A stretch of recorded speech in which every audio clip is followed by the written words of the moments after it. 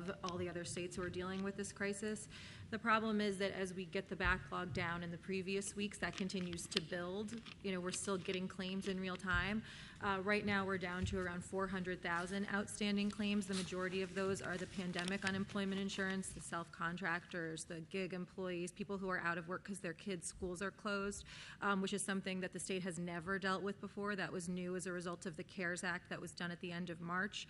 And so the Department of Labor, as the governor said, we now have 3,000 people that are working on this issue, and they're going to keep working at it till everybody gets their money. The one thing I will say is the governor did an executive order that said that you can't be evicted for the 90 days, and obviously that's something that will extend going forward if that's necessary. So while folks are waiting to get this processed and while we get through this, at least they know they can't be evicted from their homes, and they will get the back pay back to the first day that they were due it.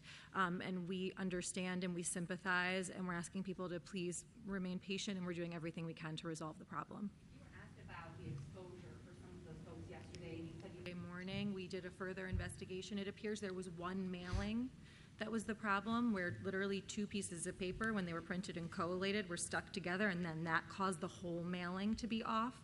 And so we haven't identified the specific number. They're looking at that right now, but out of an abundance of caution, everyone whose forms were printed and mailed that day are going to receive free credit monitoring for an entire year, and they're having their claims prioritized. So they are working on that. As of yesterday morning, that was the number. We fear that number is higher, but we have isolated the one mailing that it was impacted from. I can get that information too. It was I actually gave the numbers and the data, the actual steps to a reopening plan. We said that we'll look at regions. Mayfield